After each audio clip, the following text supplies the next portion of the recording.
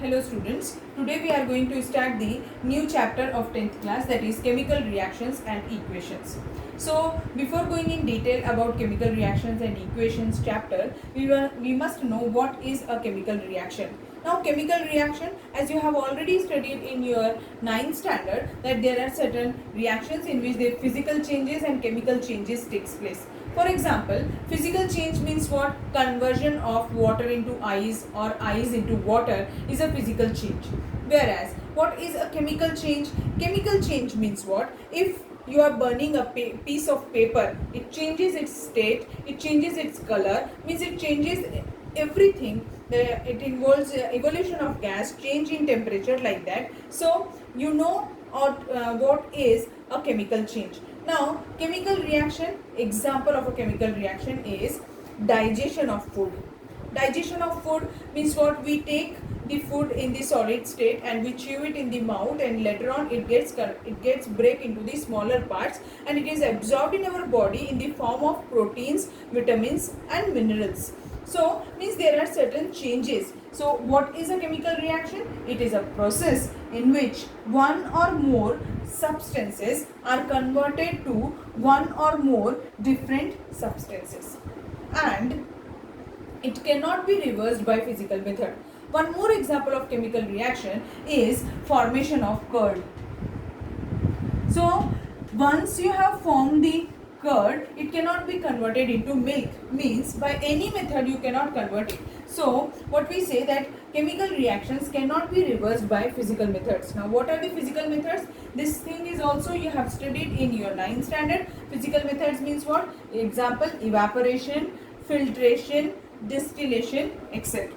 Now what changes occurs when a chemical reaction takes place? Yeah, which chemical reaction involves what? They involves the change in state, change in color, change in temperature and evolution of gas. Now let's see certain examples of chemical reactions. So the common examples is rusting of iron, formation of curd, digestion of food, respiration. These are the examples. Now let's take an example in which I am going to tell you about the parts of chemical reactions. So, example, the formation of NaCl. NaCl is what? It is Na stands for what? Sodium, and Cl stands for chlorine. So this is what? Sodium chloride. The common salt which we use is sodium chloride. Now how it is prepared? When Na is treated with Cl2, it gives NaCl, that is sodium chloride. Here Na is what? Sodium. When sodium is treated with chlorine gas, it gives what? Sodium chloride. Now the things which are present on this side of the arrow, means at the tail side of the arrow, it is termed as reactants. So these are what? Reactants.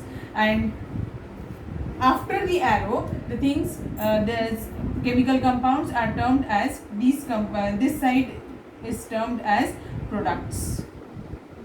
So a chemical reaction is consist of two parts. One is reactants and other is the products. Now the reactant means what? Who takes part in the reaction, and product is what? It is a substance which is formed in the chemical reaction. These two takes part in the reaction. And what is NaCl? NaCl is the substance which is formed in the chemical reaction. So this side is the reactant and this side is the product. Now let's take one more example which is given in your book, that is when a magnesium ribbon is burnt in air, it gives magnesium oxide. Now let's write down the reaction for it. When a magnesium ribbon means it is solid in state, it is treated with what? Air. Air means what? Oxygen gas. It gives what? Magnesium oxide, that is MgO. So now what are the reactants and products in this reaction? These two are the reactants, means magnesium and oxygen are the reactants, whereas what is MgO? It is the product. Now do you understand that a chemical reaction is consist of what? It is consist of two things. One is reactant and other is product. Now next is chemical equation. Chemical equation means what? A chemical reaction can be represented by chemical equation. and it involves the uses of symbols. Physical state. Physical state means what? Like solid, liquid or gaseous in state. So it defines that also. Means a chemical equation is when a chemical reaction is represented in the forms of symbols and physical state, it is termed as what? Chemical equation. Example, same example we are going to take, which is given in your textbook, that is magnesium ribbon is treated with air so that it gives MgO. Now this is solid in state, this one is liquid and this is gaseous in state, and it gives MgO, which is solid in state. So see, this is the chemical equation which represents a chemical reaction, and it involves what? Symbols are given and the physical state, whether it is solid, liquid or gaseous in state. Now the next thing which we are going to study is how to balance a chemical equation. Now let's see how to balance a chemical equation. Let's take an example, that is when iron is treated with water, it gives Fe3O4 and hydrogen gas. Now the things which are in your left hand side are termed as what? Reactants. So these two are what? Reactants, and these two are what? Products. Now let's see how it is balanced. It's very simple to balance a chemical reaction. We are going to balance the reaction by hit and try method. So first of all, make such a type of table. Write down elements here. This table is already given in your textbook. Elements, next is reactants, and next column is products. So what are the elements present in this reaction? Iron means Fe, then hydrogen H and oxygen. On this side, iron, oxygen and hydrogen means all are the same. Now you have to write down the number of atoms present in reactant side and the number of atoms present in the product side. So iron on the reactant side it is 1, hydrogen 2, oxygen 1, and in case of product, iron 3, oxygen 4 and hydrogen 2. So hydrogen are already balanced. There are 2 on the reactant side and 2 on the product side. You should, while balancing the chemical reaction, one thing should be kept in mind, that what we are going to do here, why we are balancing the chemical reaction? We are balancing the chemical reaction because it must follow the law of conservation of mass. That is, matter can neither be created nor be destroyed in a chemical reaction. And the second part, that the number of atoms of a particular species must be same in the reactant side as well as in the product side. Now let's see how to balance the reaction. So after writing this, what you have to do here, how many Fe are there in the product side? There are 3, and how many on the reactant side? It is 1. So what you will do, you will write down, you will balance the reaction. See, as here it is 3 and here it is 1, so write down 3 in front of it. Means now you can multiply that number on the reactant side if you want to balance it. So it is multiplied by 3, so it gives Fe 3 times, and now Fe is balanced. Now let's see as hydrogen is already balanced, so now we are not going to see about hydrogen. Now oxygen. Oxygen, here is only 1 oxygen and here is 4 oxygen. Means what you have to do, you have to multiply the oxygen on the reactant side by 4. So multiply it by 4. If you are going to multiply it by 4, where you are going to write down the 4, as you cannot write down 4 here because this will change the molecular formula of water. So what you will do, you will write down the 4 here.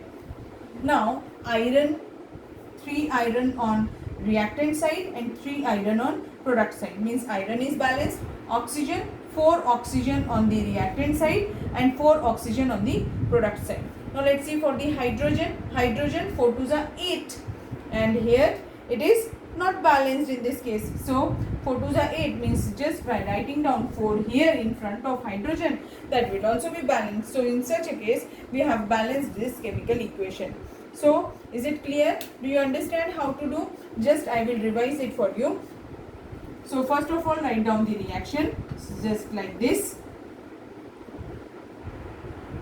After writing the reaction, you have to make this type of table, that is first column will be of element, second reactant, and the third one is the product. In the element side, the iron, hydrogen and oxygen, iron, hydrogen and oxygen. On the reactant side, the number of atoms of that particular species which is present in the reactant, as well as in the product side you have to write in this table, that is 1, so it will be 1, and hydrogen 2, oxygen 1. Product side, iron 3, hydrogen 2 and oxygen 4. So to balance this, as here is 1 iron, here are 3 iron, so multiply the iron by 3. So multiply it by 3, so it will balance the iron. Now next is oxygen, as hydrogen is already balanced. Oxygen, here is 1 and here is 4. So write down 4 in front of this. So multiply it by 4. And now hydrogen, 4 2s are 8. So to balance the hydrogen on the product side, you have to write down here 4 again. So this is the simple way to balance a chemical equation. Now the next is types of chemical reactions. So there are 4 different types of chemical reactions in your 10th standard course. First is combustion. Combustion means what? Combustion means to burn anything is termed as combustion. Burning of coal, formation of water is the process of combustion. Combustion, in simple words, definition will be a reaction in which 2 or more reactants combine to form a single compound. That is a reaction in which 2 or more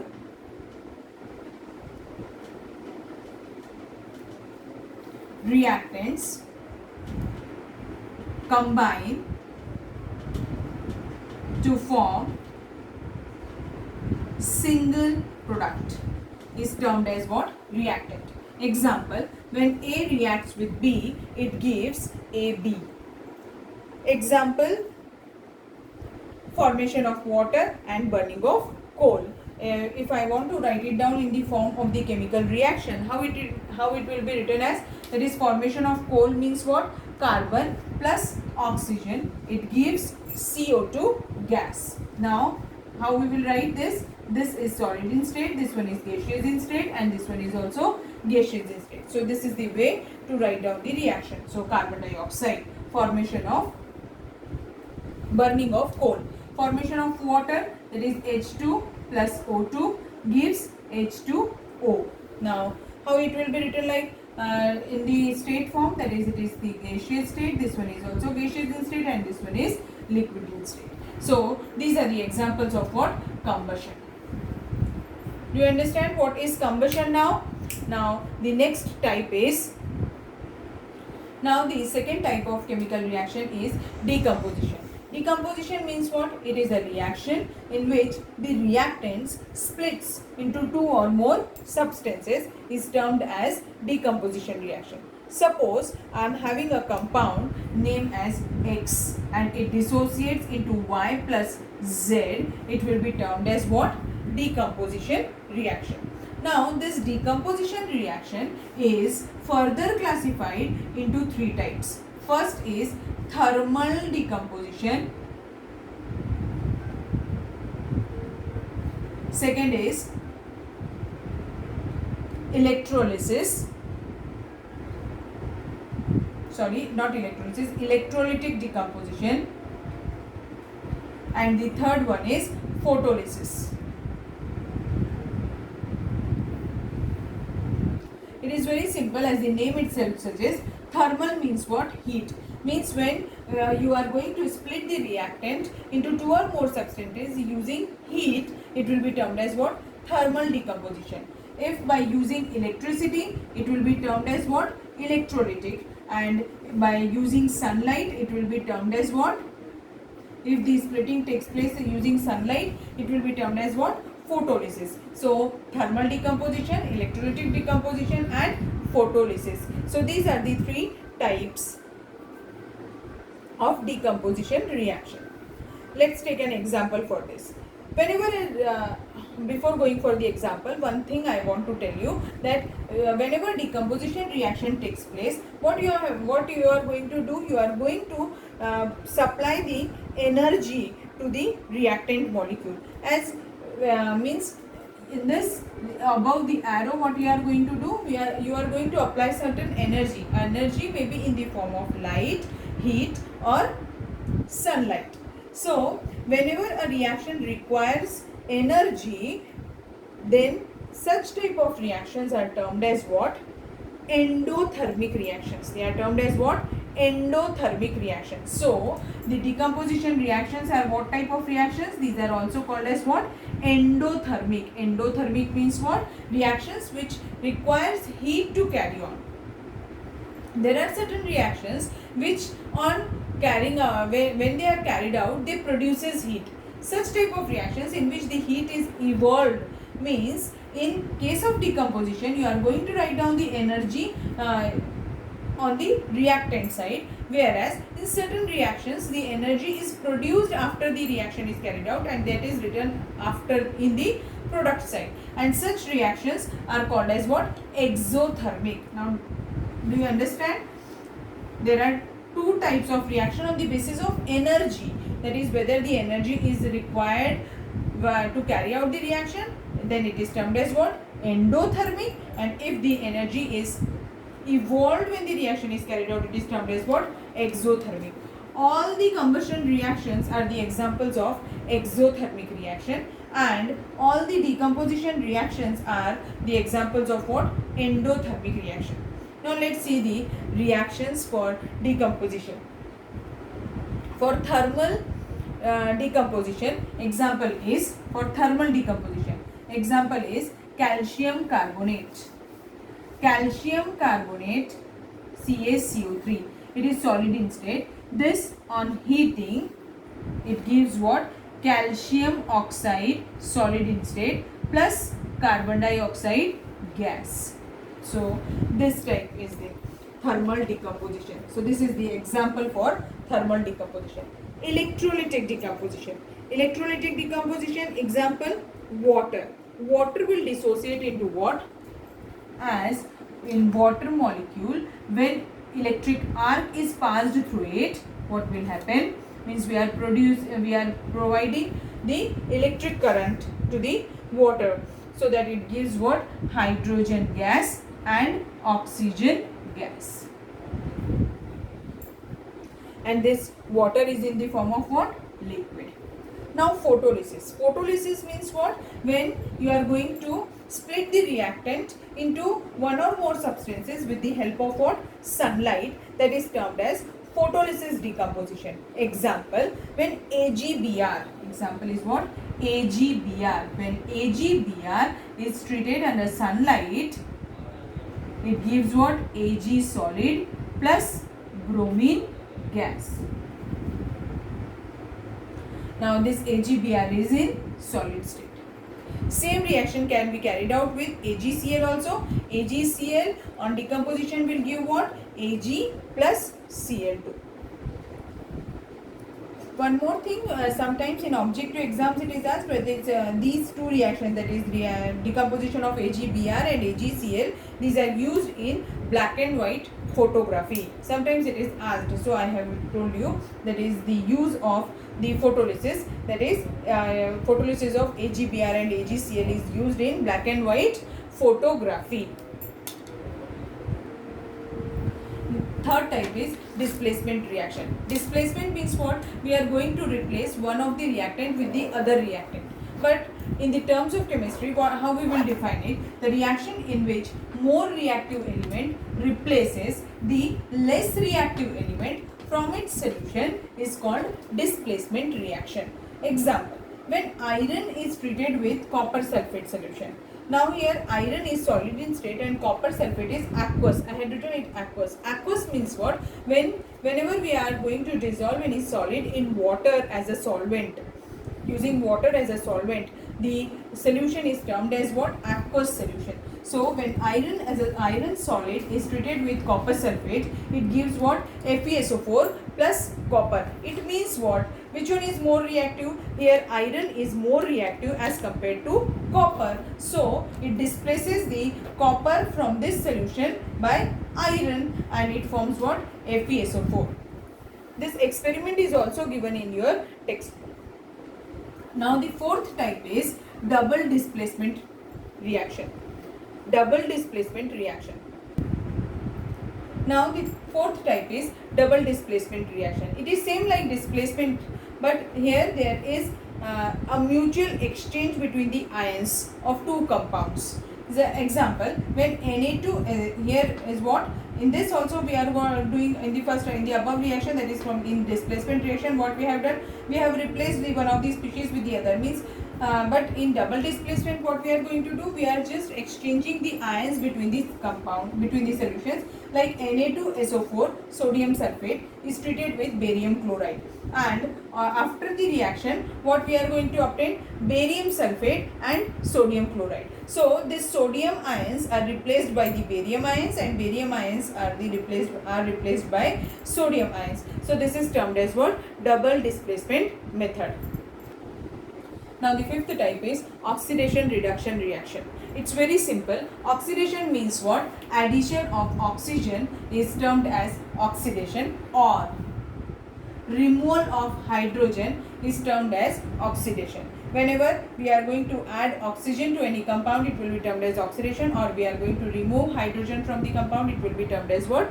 Oxidation. Reduction means what? When we are going to add hydrogen, it is termed as reduction, or when we are removing oxygen from any compound, it is also termed as what? Reduction. Example, when copper is treated with oxygen, it gives what? CuO. Now here what I am going to do, I am adding oxygen to the copper, so it is a what type of reaction? It is oxidation.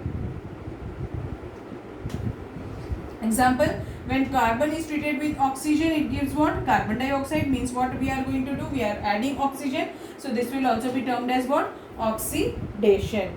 Now next is reduction. When nitrogen is treated with hydrogen, it gives what? Ammonia. So as we are adding what? Hydrogen, so it will be termed as what? Reduction.